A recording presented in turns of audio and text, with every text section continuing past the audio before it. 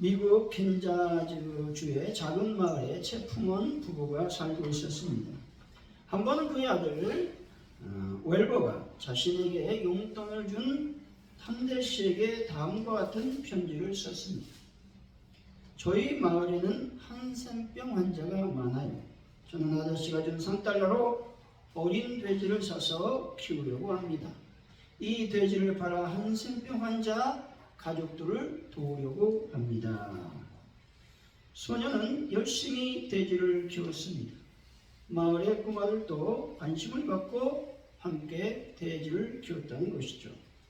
어린 돼지의 뱉어난 살이 포동포동 올라왔고 소녀는 이듬해 돼지를 팔아 한센병 환자 가족을 도왔다는 것이죠. 그런데 이 사실이 한 신문에 소개되면서 많은 사람들이 돼지 저금통을 만들어 이웃을 돕기 시작했습니다.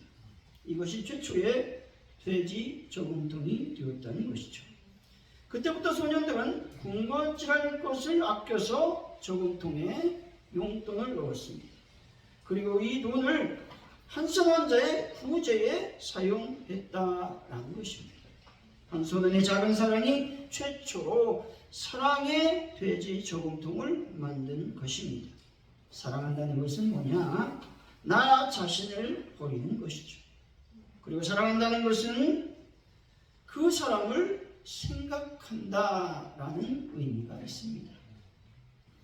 빅토르라고 하는 장래가 유망하고 촉망받고 있었던 한 젊은 프랑스 한 작가가 있었는데 화재로 말미암아 전신이 심한 화상을 입게 되었습니다. 오랜 세월 끝에 간신히 생명을 건진 그는 오양을 위해서 도시를 떠나 작은 시골 수도원으로 향했습니다. 수도원의 그늘진 방에서 그는 날마다 거울을 쳐다보면서 괴물처럼 변해버린 자신의 처지를 비관하며 흐느껴 울었다는 것이죠. 그의 절망은 점점 더 깊어져서 밥도 입에 넣지 못할 정도가 되었습니다. 어느 날 그는 자살을 결심하고 방을 꼬박 세운 후에 동이 트기 전에 방을 빠져나왔습니다. 그가 복도를 지나는데 어느 방에서인가 두런두런 작은 목소리가 들려왔습니다.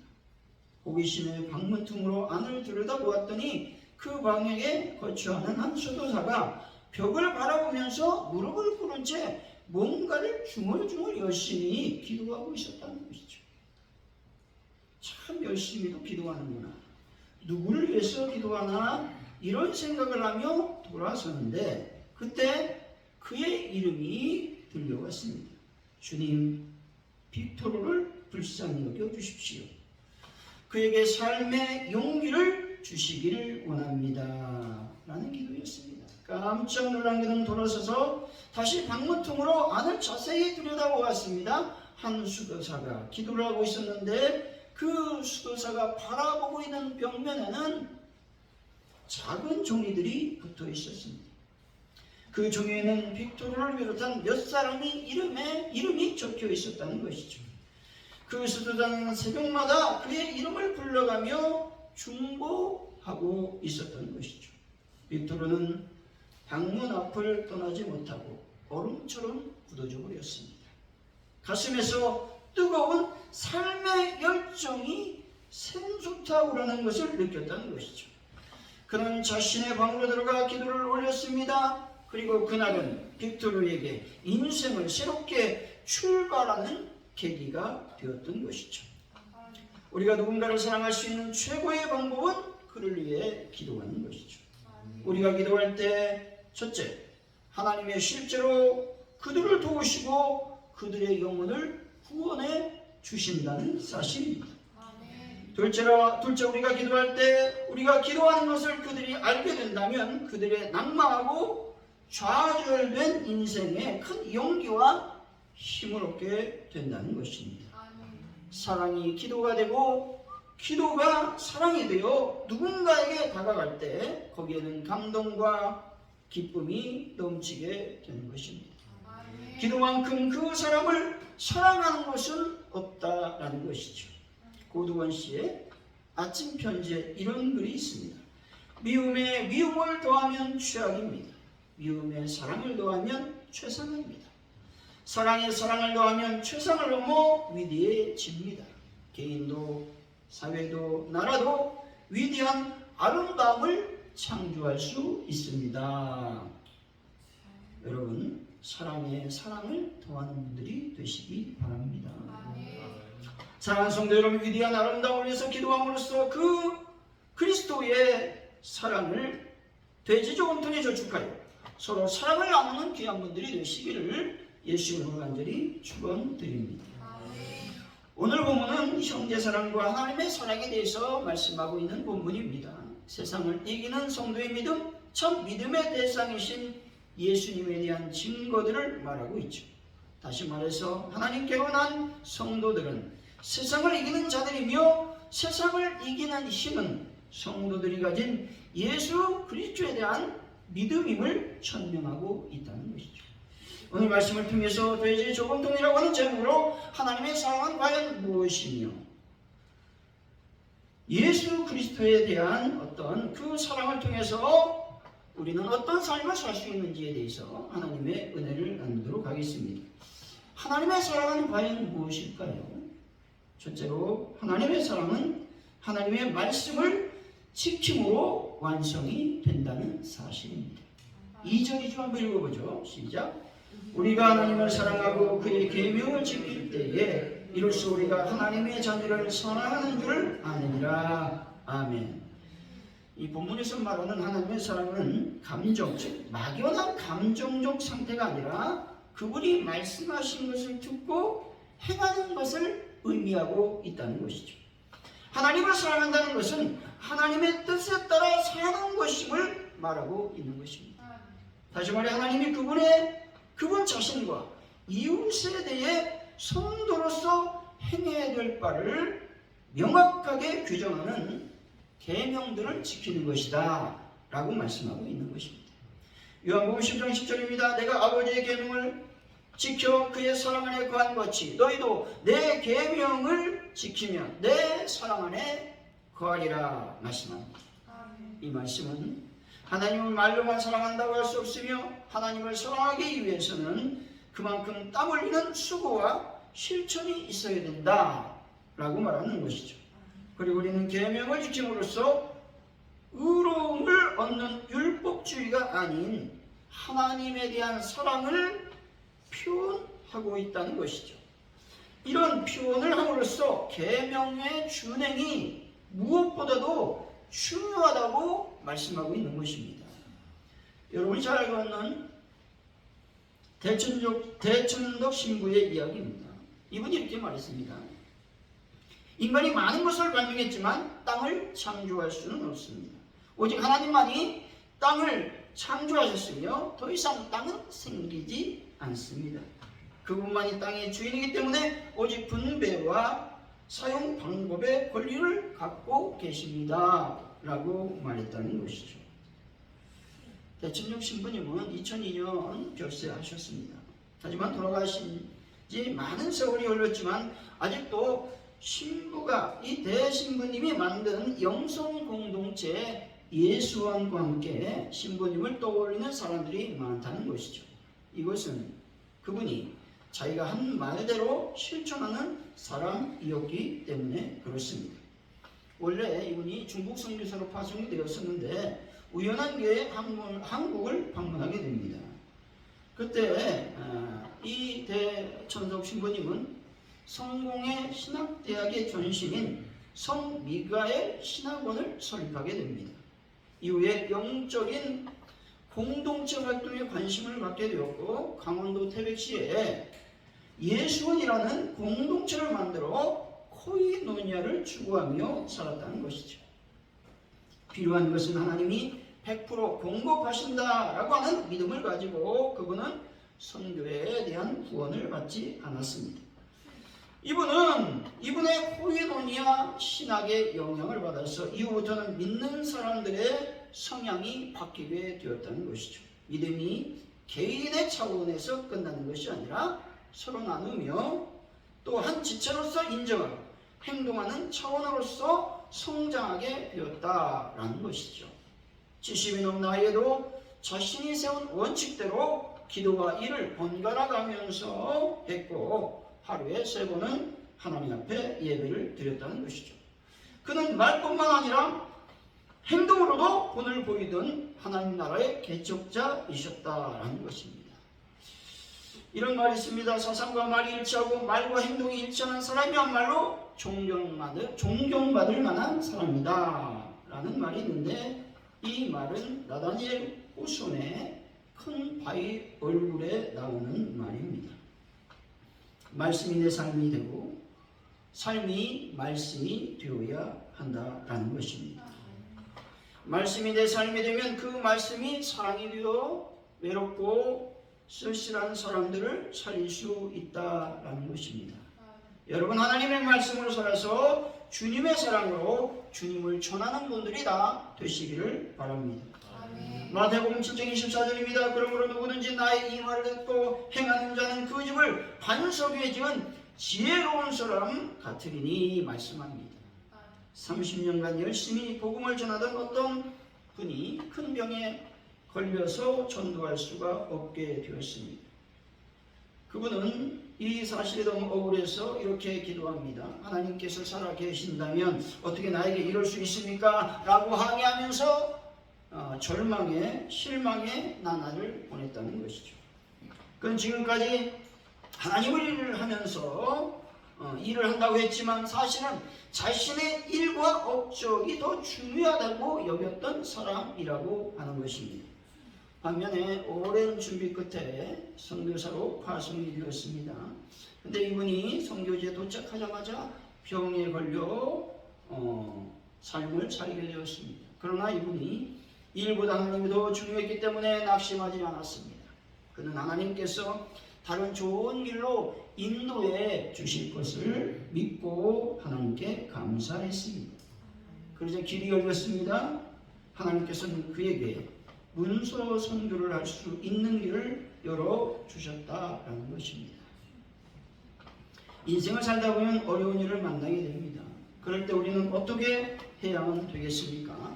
주님께서는 말씀을 읽고 실천하는 사람만이 집을 견고하고 반석 위에 지은 사람이라고 말씀하셨다는 것이죠.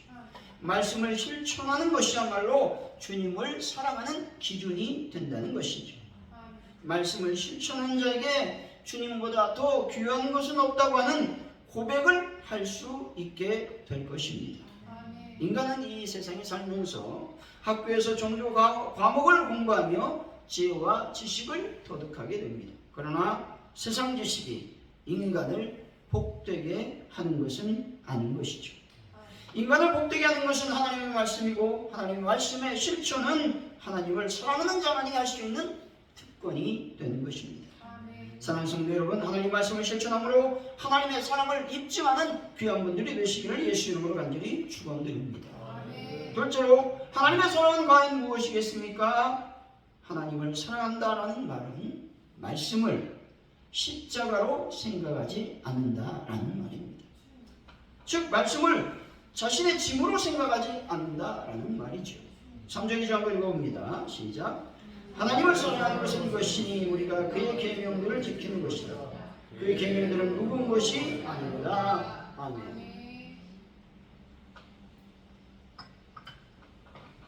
하나님을 사랑한다라는 말은 하나님의 말씀을 지키는 것이라고 다시 한번 강조하여 말하고 있습니다. 그런데 그 계명들은 무거운 것이 아니라고 말씀하죠.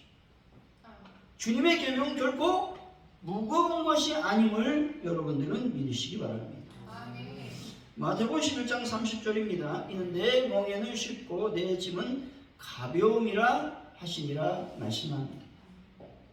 여기서 쉽다라는 말은 무슨 말이냐? 부드럽다는 얘기입니다. 좋다. 그리고 가볍다. 또 은혜롭다. 안락하다.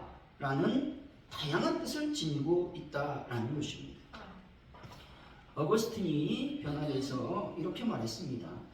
예수님의 멍에를 새의 깃털에 비유해서 설명했는데 그 깃털이 창공을 자유롭게 날 수 있을 만큼 가볍다 이렇게 말한 적이 있다는 것이죠.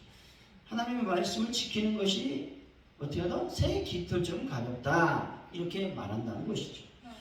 그럼 어떻게 예수님의 계명이 쉽다고 말하고 있는 것인가? 첫째로 확실한 구원을 가져오는 것이고 선하고 바르고 좋은 것이기 때문이라고 하는 것입니다. 둘째로 항상 예수님의 능력에 의존하는 신앙이 전제되기 때문이라고 말하고 있는 것입니다. 마지막으로 나 혼자가 아니라 예수님과 함께 사랑으로 짊어지기 때문에 가볍고 영생을 동반한 쉼을 얻을 수 있기 때문이라고 말하고 있는 것입니다. 일본에 처음으로 기독교가 들어가던 때에 예수님을 믿기로 작정하던 사람들이 말로 표현할 수 없는 박해, 고문을 당했습니다. 그러면서 그들은 예수님을 결코 부인하지 않았습니다. 계속적인 부인하라고 하는 협박을 받았음에도 불구하고 말이죠. 예를 들면 이렇게 예수 믿는 자들을 처형했습니다. 썰물 때에 바닷가에 십자가를 쭉 세워놓죠. 거기 사람을 다 묶어놓습니다. 그런데 밀물 때가 되면 어떻게 합니까? 물이 쫙 들어오잖아요. 얼마나 공포스럽겠습니까? 그래서 밀물에 다 차면 이제 예수 믿는 사람들이 죽게 되는 것이죠. 예수님을 부인하며 살 수 있는데도 불구하고 많은 사람들이 어떻게 했습니까? 죽어갔습니다. 이게 바로 순교라고 하는 것이죠.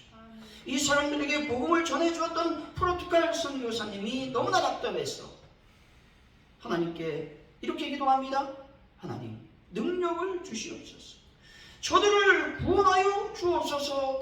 간절히 기도했습니다.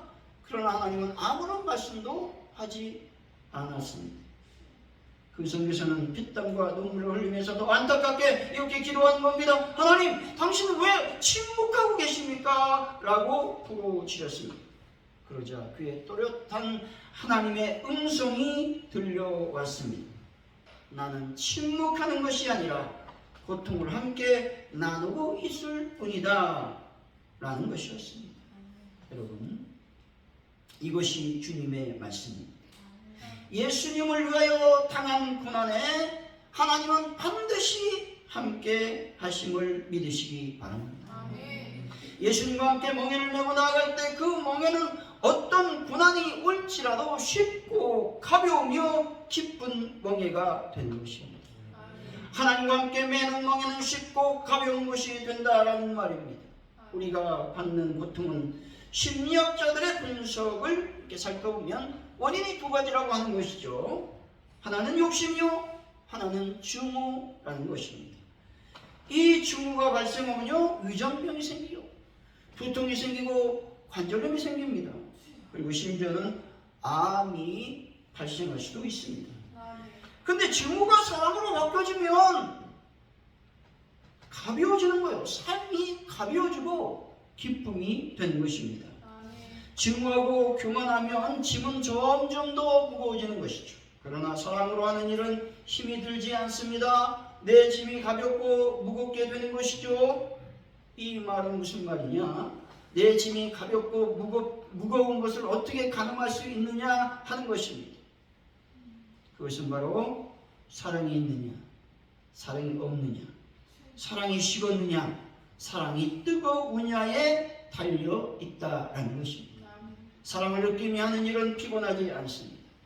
나를 위하여 십자가에 돌아가신 예수님의 그 사랑에 감격해서 살아가는 삶은 결코 피곤하지 않습니다. 그렇게 살아가는 삶은 짐이 무겁지 않다는 것이죠. 우리가 진정한 그 성격이 하나님의 사랑에 대한 감격이요, 그 사랑에 대한 보답으로 바뀔 때 가벼워지는 것입니다. 사랑으로 매는 짐은 가벼울 수밖에 없다라는 것이죠. 사랑하는 성도 여러분, 하나님의 말씀을 짐으로 생각하지 마시고 늘 하나님과 함께하여 하나님을 뜨겁게 사랑하는 분들이 되시기를 예수의 이름으로 간절히 축원드립니다. 하나님 말씀을 지킴으로 하나님을 사랑하고 하나님의 말씀을 십자가로 생각하지 않고 감격함으로 하나님을 사랑한다면 어떤 일이 일어나겠습니까? 세상을 이기는 믿음을 간직할 수 있다는 것이죠. 4절이죠. 읽어봅니다. 시작. 무릇 하나님께로부터 난 자마다 세상을 이기느니라. 세상을 이기는 승리는 이것이니 우리의 믿음이니라. 아멘. 여기서 세상은 사단이 지배하는 세상을 가리키죠. 그리고 하나님의 말씀을 거역하고 자신들의 생각대로 살아가는 악한 세대를 가리키는 단어입니다. 다시 말해서 믿음은 어떤 것이냐? 예수 그리스도와 성도를 하나로 연결시켜 주는 것이다 라는 겁니다. 또 믿음은 뭐냐? 사단이 지배하는 악한 세상을 이길 수 있는 것이다 라고 말하고 있는 것입니다. 다시 말해 우리가 예수 그리스도를 영접하여 구주로 믿는 순간 우리는 그리스도와 하나가 된다라는 말이죠. 우리가 예수 그리스도를 믿으면 그리스도의 영이 우리 안에 내주하심으로 나와 그리스도는 불가분의 관계가 된다라는 말입니다. 세상 유혹을 받은 자들은 세상적 가치관을 따라 살아가는 것이죠. 그들은 세상 사람들의 처세술을 따라 살아갑니다. 세상에서 육신의 정욕, 안목의 정욕, 이생의 자랑을 추구하며 살아가는 것입니다. 그러나 하나님께로부터 난 자는 세상을 따라가지 않습니다. 세상과 타협하지 않습니다. 비록 손해를 보는 한이 있어도 세상을 따라가지 않는다는 것이죠. 묵묵히 하나님만이 주신 말씀을 따라 살아간다는 것이죠. 이것이 바로 믿음인 것이죠. 남아공에서 선교하던 어떤 선교사님 부부의 이야기입니다. 그는 남아공에서 선교 역사를 공부하고 또 선교하면서 법학 공부를 해서 그곳 사법시험에 합격을 했습니다. 대단한 일이지 않습니까? 자, 우리나라 말도 아니고 남아공 언어, 영어로 했으니 얼마나 대단한 겁니까? 남아공 한인 중에서 첫 번째로 변호사가 되었다는 것이죠. 그러나 선교사 생활은 순탄하지 않았습니다. 성탄절 기간이 됐는데 강도들이 센터에 들어와서 좋은 것들은 다 가져갔습니다. 자신의 집에도 여러 번 강도가 들어왔습니다. 몇 달 전 집에 복면 강도 4명이 들어왔는데 대낮에 침입했습니다. 강도들이 총을 겨누면서 가족들을 차례로 이제 마당에 눕혀놨습니다. 일어나면 죽이겠다. 그리고 집에 있는 전자제품을 전부 훔쳐갔다라는 것이죠. 그런데 그 선교사님은 선교 수양회 때 메시지를 전하도록 되어 있었다는 것이죠. 그것도 말씀이 정해졌는데 빌립보서 4장 4절 주 안에서 항상 기뻐하라 다시 말하니 기뻐하라 이 말씀을 주제로 전해야 됐다는 것이죠. 강도가 들어 집안의 모든 가전제품을 다 빼앗겼습니다. 생명의 위험마저 당했습니다. 그러나 선교사님은 말씀을 준비하는 겁니다.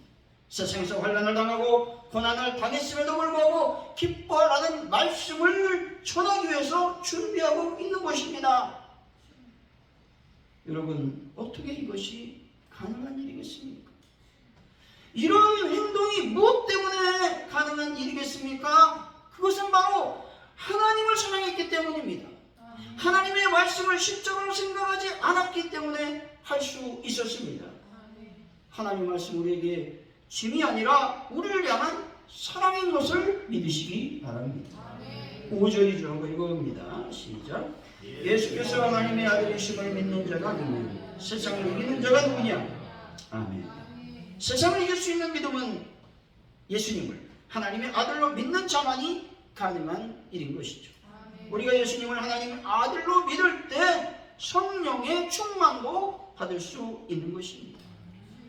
결론적으로 하나님의 사랑은 말씀을 지키는 것이고 하나님의 말씀을 십자가로 생각하지 않는 것이죠. 이럴 때 세상을 이길 수 있는 믿음을 소유하게 되는 것입니다.